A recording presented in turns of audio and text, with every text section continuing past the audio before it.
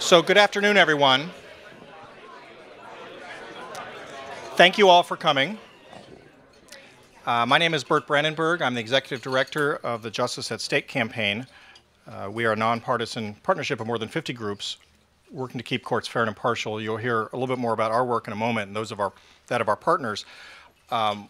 Welcome, and we are here today to discuss how to protect our courts from a growing threat to their fairness and their impartiality. We're very thrilled that so many of you could come to the adverse weather, and we're especially delighted to welcome Justice O'Connor, who will speak in a few minutes. I also just want to mention that we have a number of people here from our partner organizations, and Justice at Stake is a partnership of 50 groups at this point, and we're delighted to have them. We also, from our board of directors, have Mike Petro and Tom Gottschalk and Ramona Romero. Very pleased they could come as well. We were created to bring together really top people around the country and organizations who care about fair courts, and our ranks therefore include Republicans and Democrats and conservatives and liberals, and we have plaintiffs' attorneys and we have business and defense attorneys, and it's because the challenge is broad that we found that the solutions have to be bipartisan. And working as a partnership, we have indeed published a series of reports like the one you're going to hear about today. Working together, we've helped states pass public financing of judicial elections. We've collectively worked to advance and defend merit selection, filed briefs before the U.S. Supreme Court in prominent cases, and helped states pass forward-looking recusal rules. We have a terrific program, and you're going to be hearing more about this new report today that we've just released, the New Politics of Judicial Elections 2000 to 2009. I want to give a special thanks. You're going to hear from a couple of the authors, but I want to give a special thanks to the organizations and the people who are behind it. The Brennan Center for Justice, the National Institute on Money and State Politics, and then at Brennan and now at Hofstra University School of Law, James Sample, who was an author as well. I also want to thank the funders who made our work and this report possible, including the Carnegie Corporation, Joyce Foundation, the Mariah Fund, the Open Society Institute, Public Welfare Foundation, and I want to especially thank the Committee for Economic Development. They are our co-sponsor today of this event, and they have done terrific work on a variety of issues in the public policy field. And I'm going to introduce, to also welcome you, Charlie Kolb, who is their president. Charlie held a variety of positions in the Reagan and first Bush administrations, including service as the Deputy Assistant to the President for Domestic Policy at the White House. He has been president of CED for more than a decade, and it's really under his leadership that CED has been organizing business leaders on just numerous issues, and we were thrilled when they began working with us to work on fair courts issues, and we've been pleased to work with them on a variety of projects and events, including polls and publications, and we're just really grateful that they are our co-sponsor today. So, Charlie.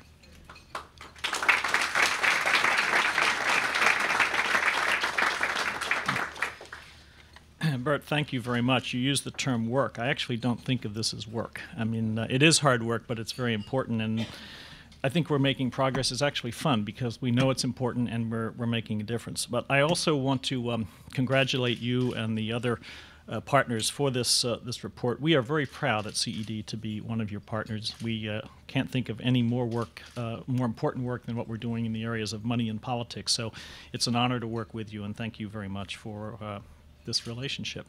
CED is going to continue to be a business voice in the issue of money and politics, which we all know is heating up in both federal elections and also in state election campaigns around the country. So I'm very encouraged. I've noticed in the last 5 or 6 months, I think, a significant uptick in the media coverage of this issue, and also the way in which it is beginning to spread into the public. It's not an easy issue. Most Americans don't contribute to campaigns.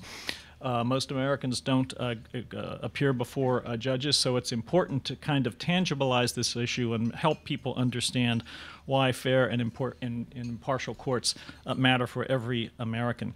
I'd like to salute and thank the Open Society Institute and the Carnegie Corporation for their renewed support of our work and the partnership's work. Thank you for your steadfast support of what we do. I'd also like to thank Hugh and Kathy Caperton, whom I first met today, and you are real leaders. You are heroes, and you've made it tangible. I think of you as the Enron and not the same way.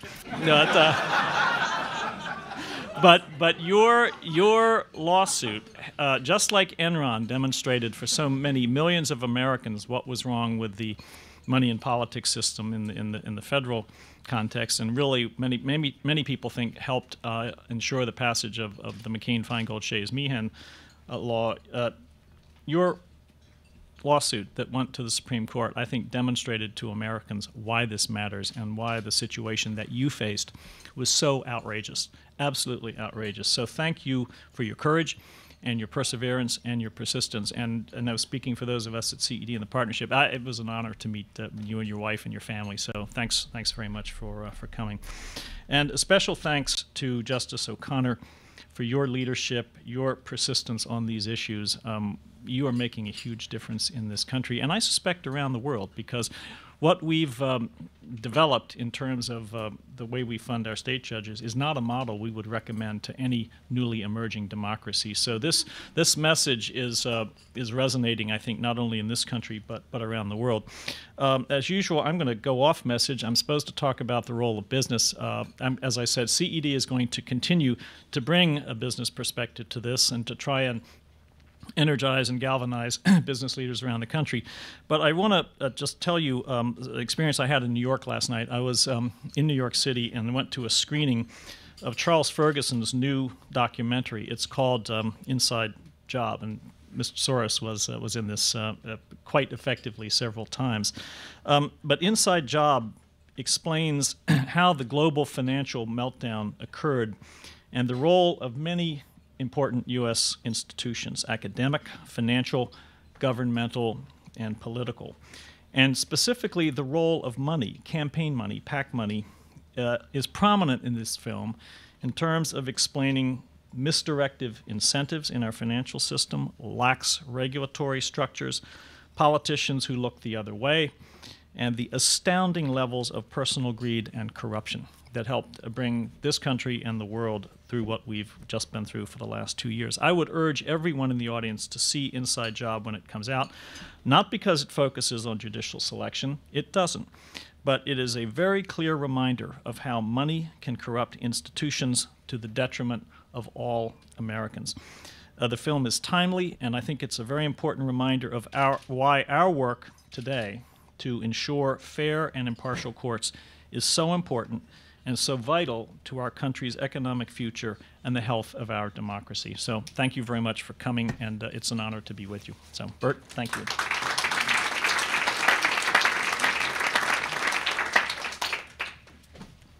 Thank you, Charlie.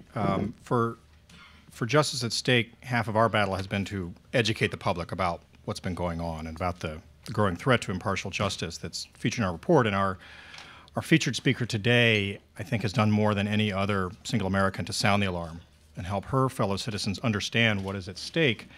And in 1981, Senator O'Connor made history as the first cowgirl in the U.S. Supreme Court. Since leaving the court, her leading vocation has been on behalf of fair courts. She founded the Senator O'Connor Project on the State of the Judiciary at the Georgetown Law School, which held a series of excellent conferences here and around the country.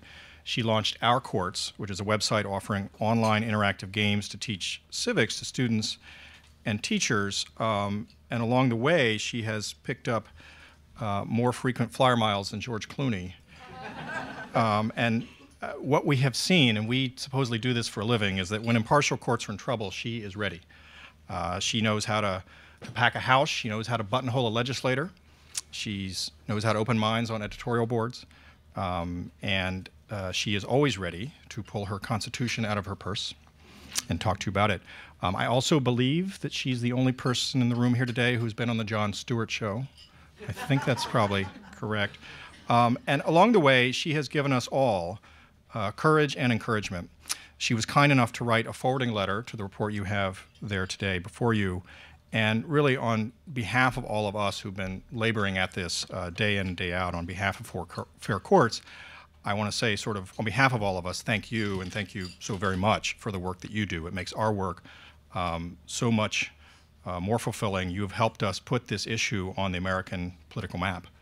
And it is my great pleasure to introduce America's 102nd Justice, the judiciary's great educator, Sandra Day O'Connor.